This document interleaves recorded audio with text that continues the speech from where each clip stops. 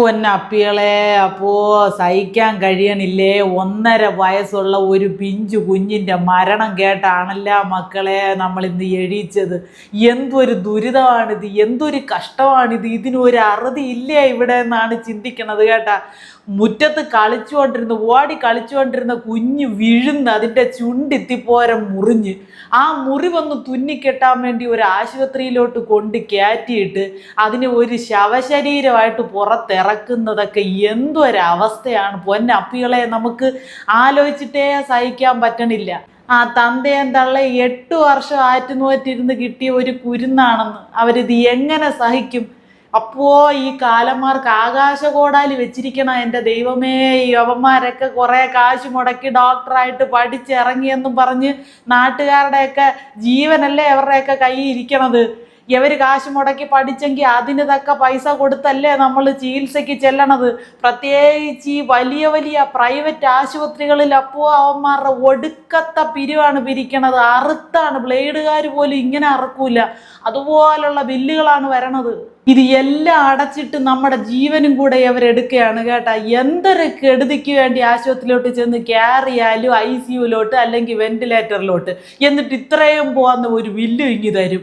ICUവിൻ്റെ ചാർജാണ്, വെന്റിലേറ്ററിൻ്റെ വാടകയാണ്, operation തിയേറ്ററിൻ്റെ വാടകയാണെന്നൊക്കെ പറഞ്ഞ് എഴുതി പിടിപ്പിച്ച് പാവപ്പെട്ട മനുഷ്യരെ എങ്ങനെങ്കിലും നല്ല ചികിത്സ കിട്ടട്ടെന്ന് വിചാരിച്ച ആളുകൾ തെണ്ടിയോ വിറ്റോ പണയം വെച്ചോ ആരോടെങ്കിലും കള്ളക്കടം വാങ്ങിച്ചോ ഒക്കെയാണ് കൊണ്ട് കൊടുത്ത ബില്ലുകൾ അടച്ച് ആളുകളെ ചികിത്സിക്കണത് കേട്ടാ.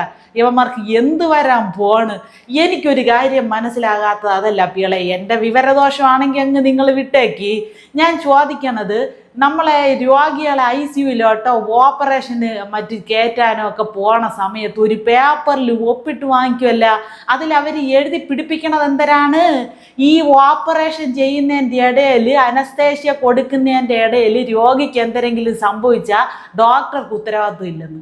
ഡോക്ടർക്കല്ല, പിന്നെ അവൻ്റെ വീട്ടിൽ ഇരിക്കണവർക്കാണോ ഉത്തരവാദിത്തം? അതാ നമുക്കും എല്ലാം ആണോ ഉത്തരവാദിത്തം? നമ്മൾ കയ്യിരിക്കണ രൂപയും കൊടുക്കണം, എന്നിട്ട് അവർക്ക് ഉത്തരവാദിത്വം ഇല്ലെന്ന് എഴുതിയും കൊടുക്കണം. യഥാർത്ഥത്തിൽ അവർ തിരിച്ചല്ലേ എഴുതി തരേണ്ടത്? ഇത്ര രൂപ കൈപ്പറ്റി ഇന്ന രോഗിയുടെ കയ്യിൽ നിന്ന് ഞങ്ങൾ ഇത്ര രൂപ വാങ്ങിച്ച് അയാളെ ഓപ്പറേഷൻ തിയേറ്ററിലോട്ട് കയറ്റുകയാണ്. എന്തെങ്കിലും രോഗിയുടെ ജീവൻ എന്തെങ്കിലും സംഭവിച്ചാൽ അതിൻ്റെ ഉത്തരവാദിത്വം ഞങ്ങൾക്കാണെന്നല്ലേ ഡോക്ടർമാർ എഴുതി തരേണ്ടത്?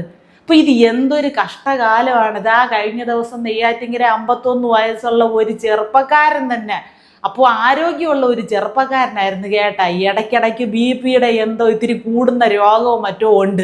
അത് തന്നെയാണ് അതിന് നെഞ്ചുവേദന വന്നപ്പോൾ ഒറ്റയ്ക്കാണ് കേട്ടാ അത് ആശുപത്രിയിലോട്ട് ചെന്ന് കയറിയത്. ചികിത്സയ്ക്ക് വലിയ വലിയ ആശുപത്രികളിലൊന്നും രൂപ കൊടുക്കാൻ ഇല്ലാത്തവർ ഈ ഗവൺമെൻറ് ആശുപത്രികളിലൊക്കെ അല്ലേ ചെന്ന് ആശ്രയിക്കണത്. അവിടെ ചെന്നപ്പോൾ ആ സെക്യൂരിറ്റി എന്ന് പറയണ മറ്റവൻ അവൻ കയറ്റി വിട്ടില്ല. അപ്പോൾ നെഞ്ചുവേദന എടുത്തിട്ട് പാടില്ല, ഒന്ന് ഡോക്ടറെ ഒന്ന് കണ്ടുപോട്ടെ എന്ന് അവൻ്റെ കാലെ കെട്ടി വീണ് പറഞ്ഞിട്ടും അവൻ കയറ്റിയില്ല. അയാൾ ആശുപത്രിയുടെ മുന്നിൽ കുഴഞ്ഞു വീണ് മരിക്കുകയായിരുന്നു. ഈ മഹാഭാവമൊക്കെ ആരെവിടെ കൊണ്ട് വെച്ച് തീർക്കും? സർക്കാർ ആശുപത്രികൾ ഇങ്ങനെ, പ്രൈവറ്റ് ആശുപത്രികൾ അങ്ങനെ. നമ്മൾ എങ്ങോട്ട് ഓടും? ഇവിടെ കാശുള്ളവന്മാരെല്ലാം വലിയ രാഷ്ട്രീയക്കാരും സിനിമാക്കാരും എല്ലാം അമേരിക്കയിലും ലണ്ടനിലും ഒക്കെ വെച്ച് പിടിക്കണം ചികിത്സയ്ക്ക്. പാവപ്പെട്ട നമ്മൾ എന്തൊരു ചെയ്യും? ഒരു വിമാനം നേരിട്ട് കണ്ടിട്ട് പോലും ഇല്ലാത്ത ആളുകൾ, ഒരു വിമാനത്തിന് ടിക്കറ്റ് എടുക്കാൻ കഴിവില്ലാത്ത ആളുകളൊക്കെ ഈ അമേരിക്കയ്ക്ക് ലണ്ടനിലും ഒക്കെ ചികിത്സയ്ക്ക് പോകുന്നതിനെക്കുറിച്ച് അവർക്ക് ആലോചിക്കാൻ പറ്റുമോ? നമ്മളൊക്കെ എന്തൊരു ചെയ്യണം? നാട്ടിലുള്ള പ്രൈവറ്റ് ആശുപത്രികളാണെങ്കിൽ ഏറ്റവും കൂടിയതാണെങ്കിൽ ഈ പറഞ്ഞതുപോലെ കള്ളക്കടങ്ങളൊക്കെ വാങ്ങിച്ച് വീടും എല്ലാം വിറ്റും ചുട്ടുമൊക്കെയാണ് കൊണ്ട് ബില്ലുകൾ അടച്ച് ചികിത്സ നേടാൻ നമ്മൾ പോണത്. അപ്പോൾ ഇവരിങ്ങനെ അനാസ്ഥയും കൂടെ കാണിച്ചാൽ എന്തൊരു ചെയ്യാനാണ്? ഇവനൊക്കെ ഡോക്ടറായിട്ടിരിക്കാൻ എന്തെങ്കിലും യോഗ്യത ഉണ്ടാ? എന്നിട്ട് പറയണത് ആശുപത്രിയുടെ ഭാഗത്ത് നിന്ന് ഒന്നും ഉണ്ടായിട്ടില്ല. ഇന്ന് വരെ ഏതെങ്കിലും ഒരു ആശുപത്രിക്കാരത് സമ്മതിച്ചായിട്ട് നിങ്ങൾ കേട്ടിട്ടുണ്ടാ? എപ്പോൾ ഒരു രോഗി ആശുപത്രിയുടെ അകത്ത് അവരുടെ ചികിത്സാ പിഴവ് കൊണ്ട് മരിച്ചാലും അവർ പറയണത് നമ്മൾ ചെയ്യാനുള്ള എല്ലാം ചെയ്തു, പെട്ടെന്ന് ആരോഗ്യനില വഷളായെന്ന. കഴുത്തിൽ മറ്റേ സാധനമൊക്കെ ഞാത്തിയിട്ടുകൊണ്ട് ഇവർ നടക്കണുണ്ടല്ല, പെട്ടെന്ന് നോക്കാൻ പാടില്ല. ആളുടെ ഞരമ്പിടിപ്പ്, ഹൃദയമിടിപ്പ് കുറയണുണ്ടാ, ആള് നല്ല നേരെ നിൽക്കുന്ന അവസ്ഥയിലാണ് എന്നൊക്കെ ഇവർക്ക് പെട്ടെന്ന് നോക്കാനുള്ള എല്ലാ സംവിധാനങ്ങളും ആശുപത്രിയിലും അവരുടെ കയ്യിലും ഒക്കെ ഉണ്ടല്ല.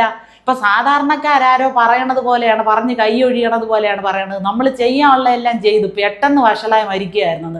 എന്തുമാത്രം പ്രസവത്തിനോടനുബന്ധിച്ച് ഇവിടെ പിന്നെ രക്തമൊക്കെ ഒരുപാട് വാർന്നുപോയി, അല്ലെങ്കിൽ പെട്ടെന്ന് നിലവഷളായി പെണ്ണുങ്ങൾ മരിക്കണ്, കൊച്ചു പെൺപിള്ളേരൊക്കെ ചെറിയ പ്രായത്തിൽ മരിക്കണ്, കുഞ്ഞുങ്ങളുടെ ജീവനൊക്കെ അപകടത്തിലാവണ്. കേരളം എല്ലാത്തിലും ഏറ്റവും മികച്ചതെന്ന് പറഞ്ഞ് തള്ളിയിട്ട് കാര്യമില്ല. അതാ ഇപ്പം കയറിയ സർക്കാരിനെയൊക്കെ നമ്മൾ ഒരു പ്രതീക്ഷയോടെയാണ് നോക്കി കാണുന്നത്. അവർക്ക് സമയം കൊടുക്കണത്, അവർ നേരെ ചൊവ്വേ കാര്യങ്ങൾ നടത്താനാണ് അവർക്ക് ഭരണം കൊടുത്തിരിക്കണത്. ഇപ്പം രോഗികളെ നിലത്ത് കിടത്തി ചികിത്സിക്കണില്ല, അത് ചികിത്സിപ്പിക്കില്ല എന്നൊക്കെ പറയണത് വലിയ കാര്യം, നല്ല കാര്യം. എൻ്റെ പൊന്നുമക്കളെ, മെഡിക്കൽ കോളേജിലോട്ടൊക്കെ ചെന്ന് കയറിയ അഭയാർത്ഥി ക്യാമ്പുകളിൽ ഇല്ലാത്ത കാഴ്ചകളൊക്കെ അവിടെ കാണുന്നത്. 2-3 ആളൊക്കെയാണ് ഒരു ബെഡിൽ കിടക്കണത്.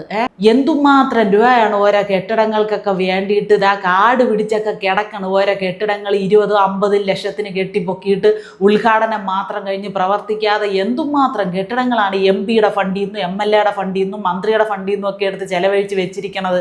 ഒരാൾക്കും പ്രയോജനപ്പെടണില്ല. 10 ബെഡ് വാങ്ങിച്ചു കൊണ്ടിട്, ആളുകൾക്ക് നല്ല ചികിത്സ കിട്ടാൻ നല്ല ഡോക്ടർമാരെ വെക്കി, അവർക്ക് ശമ്പളം കൊടുക്ക്, എന്തെങ്കിലുമൊക്കെ ചെയ്യണ്ടേ? രോഗം വന്നാൽ നമ്മൾ എങ്ങോട്ട് ഓടണം എന്നാണ് പറയണത്. ഒരു കുഴപ്പവും ഇല്ലാതെ പോയ ഒരു കുഞ്ഞ്, ഇതുപോലെ തന്നെ ഒരു പല്ലിൻ്റെ എന്തോ ഒരു ചികിത്സയ്ക്ക് വേണ്ടി ഒരു കുഞ്ഞിനെ കൊണ്ടുപോയി അതിനും ഇതുപോലെ അനസ്തേഷ്യ കൊടുത്ത് അതിനെയും ശവശരീരമായിട്ട് കൊണ്ടുപോകേണ്ട ഗതികേട് വന്നില്ലേ? അപ്പം ഇത് ആദ്യത്തെ സംഭവമൊന്നും അല്ലല്ല. എന്തുകൊണ്ട് ഇതിനൊരു ശാശ്വത പരിഹാരം ഇവിടെ കാണണില്ല? ഇവർക്കെല്ലാം അസോസിയേഷനുകളുണ്ട്, സംഘടനകളുണ്ട്, ഇവരെല്ലാം അങ്ങ് ഒന്നാകും. ഒരു പ്രശ്നം വരുമ്പോൾ ഈ ഡോക്ടർമാരും അവരുടെ കൂട്ടത്തിലുള്ള സകല ആളുകളും ആരെ ഒറ്റ കൊടുക്കൂല. അവരാരും അവരുടെ കൂട്ടത്തിലുള്ളവരാരും ഇന്ന ആളുടെ കൈപ്പഴ കൊണ്ട ഇത് സംഭവിച്ചെന്ന് പറയൂല.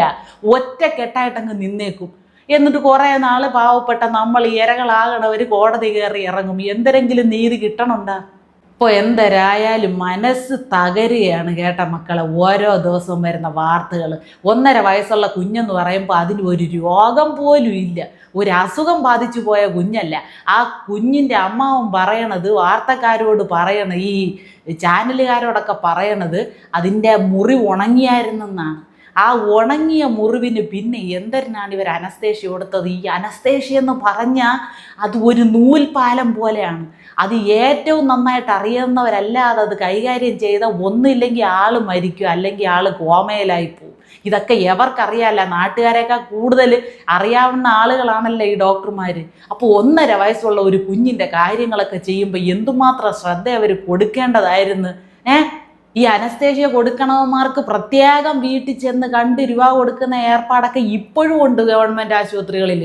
അത്രേ അവന്മാർക്ക് ശമ്പളവും കിമ്പളവും പോരാഞ്ഞിട്ട് കരിമീനെങ്കിൽ കരിമീൻ, അത് ഇത് പ്രസവമൊക്കെയാണെങ്കിൽ അത് കഴിഞ്ഞാൽ കുറേ സമ്മാനങ്ങൾ, പൊതികൾ, ഇതൊക്കെ ആയിട്ട് ചെന്ന് കണ്ടാണ് ഇവരെയൊക്കെ തൃപ്തിപ്പെടുത്തണത്.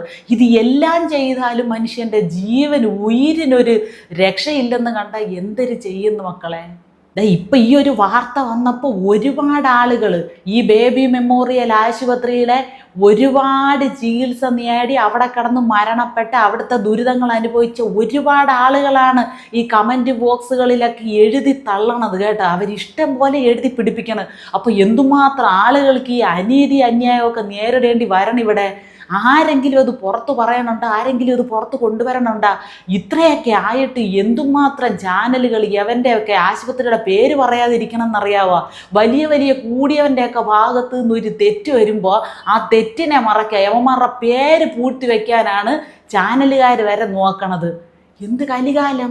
നമ്മൾ എങ്ങനെ ജീവിക്കും മനുഷ്യർ? എങ്ങനെങ്കിലും കഷ്ടപ്പെട്ട് 10 രൂപ കാശുണ്ടാക്കി കാശ് കൊടുത്ത് ചികിത്സിക്കാമെന്ന് വെച്ചാൽ പോലും അതിനൊരു സാഹചര്യം ഇല്ലെങ്കിൽ പിന്നെ നമ്മൾ എന്തരാണ് ചെയ്യേണ്ടത്? ആ പിഞ്ചു കുഞ്ഞിൻ്റെ മുഖം കണ്ടിട്ട് നമുക്ക് തന്നെ സഹിക്കണില്ല പൊന്നു മക്കളെ. അപ്പോൾ ആ തന്തയും തള്ളയും എന്തു പറഞ്ഞ് സമാധാനിക്കും? അവരെയൊക്കെ എന്തൊരു പറഞ്ഞ് ആശ്വസിപ്പിക്കും? ഈ നരകങ്ങൾ ഈ കാലന്മാർക്ക്, ഇങ്ങനെ മനുഷ്യൻ്റെ ജീവിതത്തിൽ ഒരു ശ്രദ്ധയില്ലാതെ കാര്യങ്ങൾ ചെയ്യുന്ന കാലന്മാർക്ക് അങ്ങേ അറ്റത്തെ ശിക്ഷ കൊടുക്കണേ എൻ്റെ തമ്പുരാനെ, കൊടുക്കണേ ദൈവമേ. കൈക്ക് മുറിവിന് ചെല്ലുന്നവരുടെ കാല് തുന്നിക്കെട്ടുക, കാലിന് ചെയ്യുന്നവരുടെ വിരൽ വെട്ടുക, കണ്ണും കൊണ്ട് ചെല്ലുന്നവൻ്റെ ചെവി മുറിക്കുക, ഇതൊക്കെ ഇപ്പോൾ ഇവിടെ ചെയ്തുകൊണ്ടിരിക്കണത്. സർക്കാർ ആശുപത്രികളും കണക്കാ, പ്രൈവറ്റ് ആശുപത്രികളും കണക്കാ. ഒരു രോഗം വരാതിരിക്കാൻ ദൈവത്തോട് തേട് മക്കളെ. രോഗം വന്നു പോയാൽ അപ്പോൾ ജീവൻ അങ്ങോട്ടോ ഇങ്ങോട്ടോ എന്നും പറഞ്ഞ് നൂൽപ്പാലത്തിലുള്ള പോക്കാണ് നമ്മുടെയൊക്കെ ആശുപത്രികളിൽ. ആരോഗ്യവകുപ്പ് മന്ത്രി കണ്ണു തുറന്നത് കാണണം. എരണ ഉണ്ടെങ്കിലും കൊള്ളാം, എരണ ഇല്ലെങ്കിലും കൊള്ളാം. നാട്ടുകാരുടെ ഗതികേടാണ് ഈ ആശുപത്രികളെ ചെന്ന് ആശ്രയിക്കേണ്ടി വരണത്. ഞങ്ങളുടെ ഒന്നും കുടുംബത്ത് സ്വന്തമായിട്ട് ഡോക്ടർമാരോ ഓരോരുത്തർക്കും ഓരോ വീട്ടിലും ആശുപത്രികളോ ഉള്ളവരല്ല. ഞങ്ങൾക്കൊക്കെ ഈ സ്വകാര്യ ആശുപത്രികളെയോ സർക്കാർ ആശുപത്രികളെയോ ഒക്കെ ആശ്രയിക്കേണ്ടി വരും. രോഗത്തിനൊന്നും ഒരു കുറവുമില്ല. അതാ റോഡിലിറങ്ങി നടക്കാൻ പേടിയാണ്, ഉയിര് പേടിച്ചാണ് നടക്കണത്. പോകുന്ന പോക്കിലാണ് വന്ന് കയറുന്നത് വണ്ടിയൊക്കെ. നടന്നു പോയാലും നമുക്ക് രക്ഷയില്ല. ആ കാര്യം കൂടെ ഞാൻ സൂചിപ്പിക്കുകയാണ് കേട്ടാ. ഈ മനഃപൂർവ്വം അല്ലാത്ത നരഹത്യക്കാണ് യവന്മാരുടെയൊക്കെ കേസ് എടുക്കുന്ന പേരിൽ കേസ്. നിയന്ത്രണം തെറ്റി വന്ന് കയറുക എന്ന്. ഇന്നും കണ്ണൂരിൽ 3-4 പിള്ളേര് നിയന്ത്രണം വിട്ടിയെന്ന് മരത്തിൽ കാറടിച്ച് മരിച്ച്. ഇത് എങ്ങനെയാണ് നിയന്ത്രണം വിടുന്നത്? വണ്ടി നമ്മളെയാണോ ഓടിക്കണത്, നമ്മൾ വണ്ടിയാണോ ഓടിക്കണത്? വണ്ടി ഓടിക്കുമ്പോൾ അതിൻ്റെ ഒരു സ്പീഡൊക്കെ ഉണ്ട്, അതിൻ്റെ ഒരു കണക്കിനനുസരിച്ച് അറിഞ്ഞ് റോഡും ഒക്കെ അറിഞ്ഞ് നമ്മുടെ കാലാവസ്ഥയും നമ്മുടെ നാട്ടിലെ അവസ്ഥയും നാട്ടിൽ നടക്കുന്ന ആളുകളെ എല്ലാവരെയും പരിഗണിച്ചുകൊണ്ട് വേണം വണ്ടി ഓടിക്കാൻ. അല്ലാതെ കൊണ്ട് ആളുകളുടെ പുറത്തോട്ട് സ്പീഡിൽ കൊണ്ട് കയറ്റിയിട്ട് മനഃപൂർവ്വം അല്ലാത്ത നരഹത്യക്കൊന്നും കേസെടുത്തിട്ട് കാര്യമില്ല. അവന്മാരുടെയൊക്കെ പേര് കൊലപാതകത്തിന് തന്നെ കേസെടുക്കണം. അപ്പം എന്തരാണെങ്കിലും പൊന്നു മക്കളെ, ഒരു ദിവസവും ഒന്ന് നേരം വെളുത്തൊരു നല്ല വാർത്തയും കേട്ടുകൊണ്ട് ഉണരാനുള്ള ഭാഗ്യം ഏതായാലും വന്നു നമ്മുടെ നാട്ടിലില്ല. എന്തൊരു ചെയ്യുക, ദൈവത്തോട് തേടുക തന്നെ.